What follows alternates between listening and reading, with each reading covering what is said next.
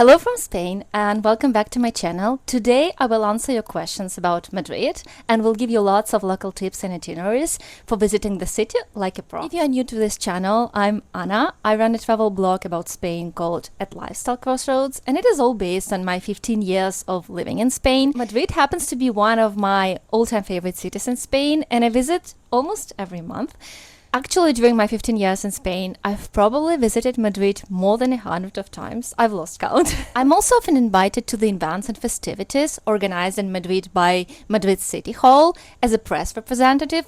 So on my Instagram, I often share what's new in Madrid, what local exhibitions, fairs, fiestas taking place, so follow my Instagram for more. But in this video, I wanted to answer the most common questions I get asked about Madrid and some local tips and itineraries I wish someone would have shared with me back when I visited Madrid for the first time. One of the most popular questions I get asked is if one day is enough to see Madrid. Obviously not. On my website, I have an itinerary for one day in Madrid, which is basically jam-packed with things to do so that people who visit only for a day can make the most of it. But honestly, it's not enough for a city like Madrid. I would recommend at least 3 full days. If you want to do day trips, you can easily stay for a week in Madrid. Obviously, Toledo, Cuenca is a nice option. I will leave you the link with all the possible day trips from Madrid. Another cool option to combine with a city break in Madrid is a road trip. There are so many places you can visit from Madrid, starting from the road trip around the city where you can visit the small towns near Madrid, to Madrid to Valencia road trip, or road trip across the whole of Spain, where from Madrid you go to Barcelona and then towards Valencia and southern Spain. And I feel like this road is way nicer than just going from Madrid to southern Spain, because then you cross central Spain and there is not much there. Well, there are things there. There is Don Quixote itinerary. Many travelers will prefer coastal Spain, especially visiting in summer, because the weather is nicer, you have coastal towns, seafood, you have seaside. So all the options for the road trips from Madrid, I will also leave you the link in the description of this video. Safety in Madrid. I often get asked about safety in Madrid. I feel like Madrid is way more safe than Barcelona and many other European cities. I've visited Madrid countless times solo and I've never had any problems. You still need to be careful, probably not as alert as in Barcelona, but still you need to have copies of your documents. You need probably to get a belt where you can hide your money. Don't bring everything with you. Like all those normal safety precautions you will have in the rest of Europe apply to Madrid, especially if you visit during the holiday season. But overall, I've always felt incredibly safe in Madrid, especially near the major landmarks you will visit. They are all in really nice areas. Best neighborhoods to stay and probably go walking in Madrid. I often get asked this question. Personally, I really like Salamanca. This is an upscale neighborhood. There is a Serrano street, which is like the boutique street where you have Prada, Versace, all those high-end brands. In between, you also have really nice, sophisticated architecture, smaller shops, popular coffee spots. So this is a nice area to stay. And El Retiro, Madrid Central Park, is also nearby. Another good option for me is Malasaña. This is a neighborhood often called a hipster neighborhood. Actually, if you want to go shopping in Madrid, I will also leave you my shopping guide with Spanish brands you can shop in Madrid and where exactly to find the shops. So Malasaña is the cool area to do that. Tips in Madrid. I often get asked about tips. So honestly, tips are not a thing in Spain. So basically most locals give 1-2 euros on the top of the bill. Many international tourists still leave tips, but basically no one expects you to do so in Spain because locals do not. So if you feel like you've been served really well, you might leave 1 or 2 euros on the top of the bill in a restaurant. But again, this is not mandatory in Spain. Late dinners.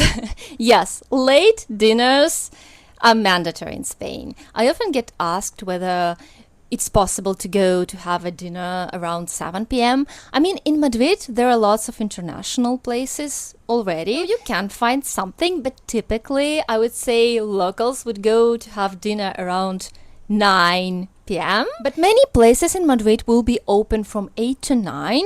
No one will be having dinner, but people often have tapas, maybe a glass of vermouth, which is typical in Madrid. If you're visiting Spain, Madrid, and you want to go where the locals go and have traditional Spanish dinner, it's going to be late. Just get prepared for this. Best way to move around Madrid? I would say metro. I love metro. I would say metro in Madrid, in my opinion, is way better than metro in Paris or New York. It's quite clean.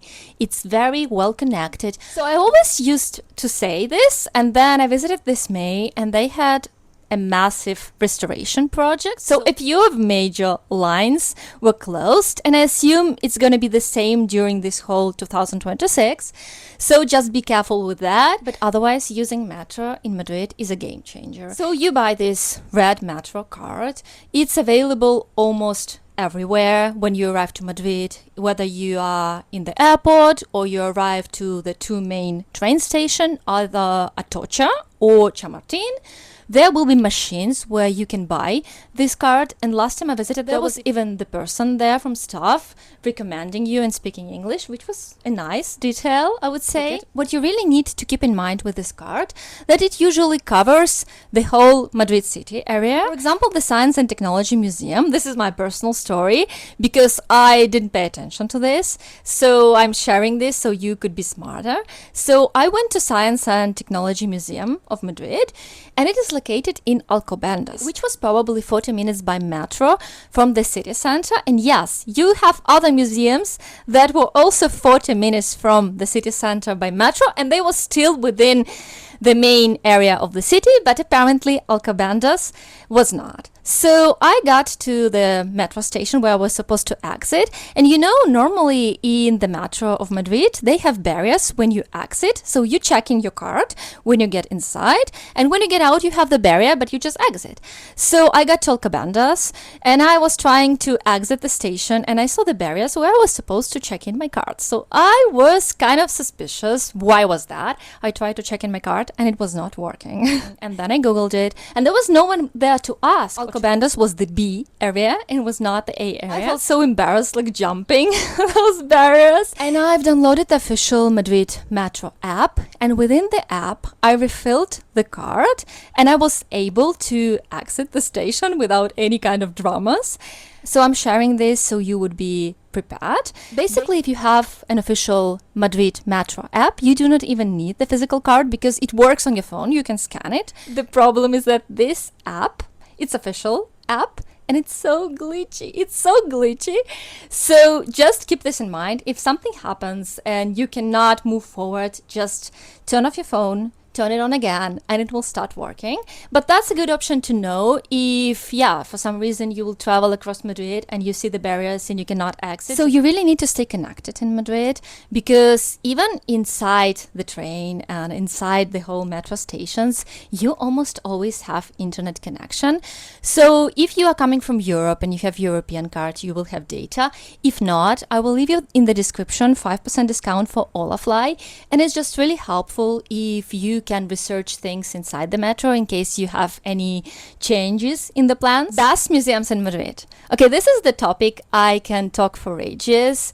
I still keep discovering new secret museums in Madrid myself. I will leave you the link with the lesser known Madrid museums in the description. If you are visiting not for the first time or you just do not want to go with the crowds, those are amazing. There are lots of free museums in Madrid. All the museums managed by the Madrid City Hall are free all year round. Madrid is mostly known for its so-called golden triangle of art: Thyssen, Prada, and Reina Sofia. Those are like three major museums in Madrid. Those are popular, especially the Prada. If you decide to visit the Prada, first get the skip the line ticket.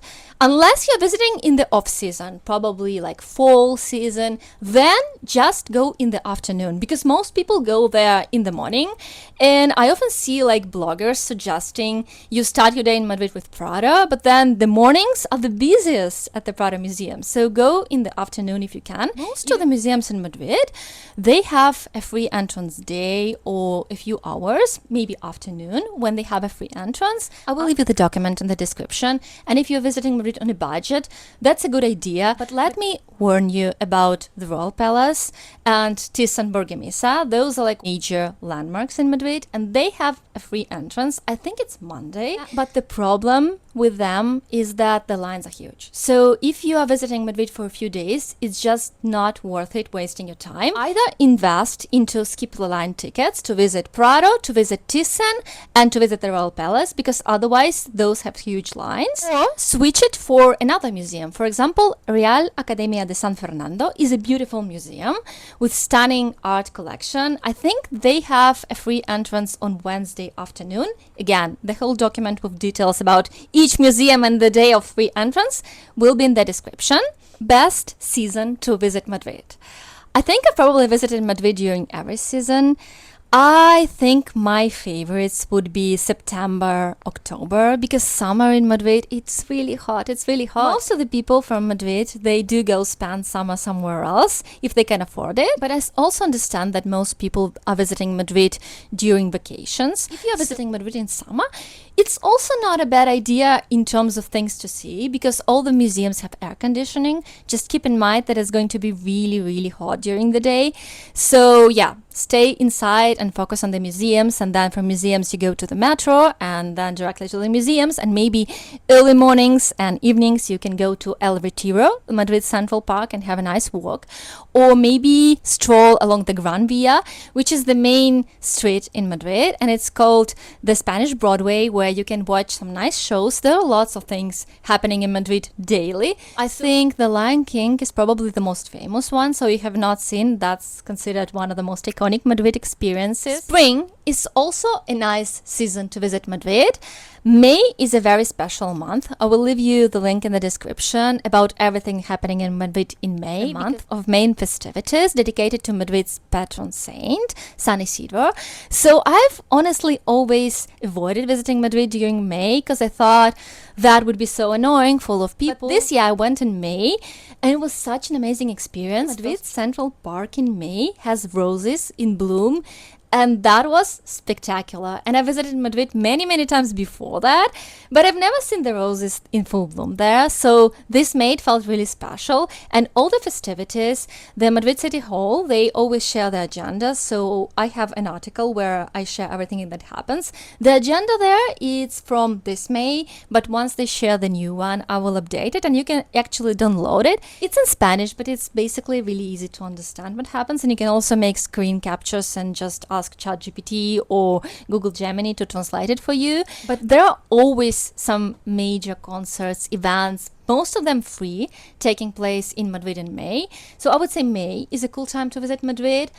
January in Madrid, you need to be careful. Check the dates, because January is when Fitur, the International Tourism Fair, takes place in Madrid. So most of the accommodations in Madrid will be booked. December in Madrid is another popular time to visit the city, because, you know, in Spain, we do not get lots of Christmas markets like in Northern Europe. I know for many people, Christmas in Malaga is a dream come true, because yes, you have a sunny weather, but all those Christmas markets, they feel so different. If you go to Switzerland, if you go to Germany, they're way more beautiful. I don't know what's wrong with Spain and why do we not have those picture perfect Christmas markets. So I would say out of the rest of Spain, Madrid is probably the best place to visit Christmas markets. So in December, there are lots of events taking place in the city. The decorations are beautiful.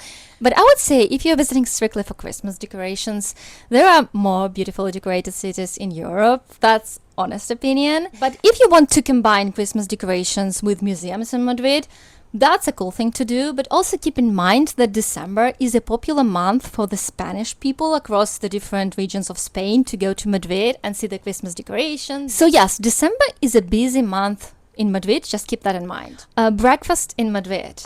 I mean, the typical tourist thing to do is go to have Churros con Chocolate in San Ginés.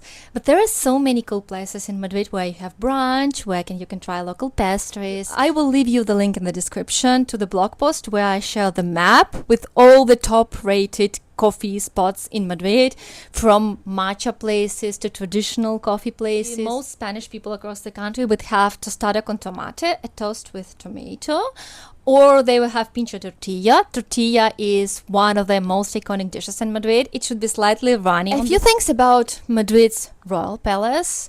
It is also one of the top things to see in the city.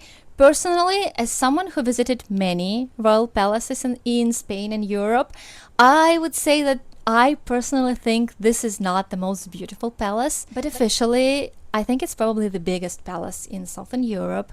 So if you want to visit, skip the line ticket is a must. And if you're not particularly interested in royal palace, just skip it and visit something else. So I think these were the most common questions I do get asked about Madrid. I will leave you lots of links in the description where you can download free maps, you can check the local spots, itineraries, tips for Madrid, everything. So go to the description, and if for some reason I did not answer your particular question about Madrid, just drop it in the comments and I will get back to you. Thanks for watching and see you next week.